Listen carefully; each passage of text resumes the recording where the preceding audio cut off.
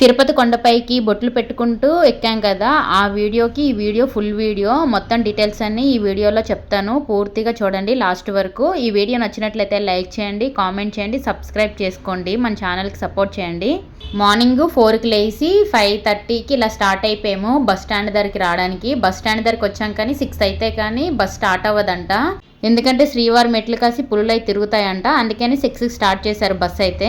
6కి బస్ ఎక్కితే శ్రీవారి మెట్ల దగ్గరికి వెళ్ళేటప్పటికి 7:30 అయిపోయింది. చెప్పులు అవన్నీ కౌంటర్లో ఇచ్చుకొని మెట్ల దగ్గరికి వచ్చేటప్పటికి 8 అయ్యిందనమాట. అక్కడ మెట్ల దగ్గర కొబ్బరికాయ, కర్పూరము, ఒత్తులు అవి ఇస్తారనమాట. అవి కొనుక్కొని కొబ్బరికాయ కొట్టి హారతి వెలిగించి దీపం పెట్టుకొని మనం మెట్ల పూజ అనేది స్టార్ట్ చేసుకోవాలి. బొట్లు పెట్టడానికి 1.5 కిలో పసుపు తీసుకున్నాను, 3/4 కిలో కుంకుమ తీసుకున్నాను, ఒక పెద్ద లోటా లాంటిది తీసుకొని అందులో పసుపు వేసుకొని వాటర్ కలుపుకున్నాను.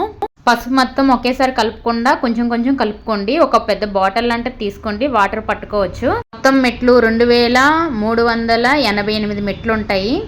ఉచిత దర్శనానికి శ్రీవారి మెట్ల కోసం కింద తిరుమలలో భూదేవి కాంప్లెక్స్లో ఇస్తారు. ఆ టికెట్ ముందుగానే తీసుకోవాలి మనం. శ్రీవారి మెట్లు ఎక్కేటప్పుడు 1200 వస్తుంది కదా, 1200 మెట్ల దగ్గర ఆ టికెట్ని స్కాన్ చేస్తారు. ఆ టికెట్ని మనం స్కాన్ చేయించుకోవాలి. 8కి స్టార్ట్ అయ్యాము, 9:30 కల్లా కొండపైకి ఎక్కిపోయాము అనమాట. నేనైతే ఎక్కడ గ్యాప్ లేకుండా ఒక్క సెకండ్ కూడా కూర్చోలేదు. పిల్లలు ఈయన కూర్చున్నారు, వాళ్ళు బొట్లు పెట్టలేదు కదా. నేను పసుపు కుంకుమ 2 నేనే పెట్టుకుంటూ పైకి ఎక్కాను.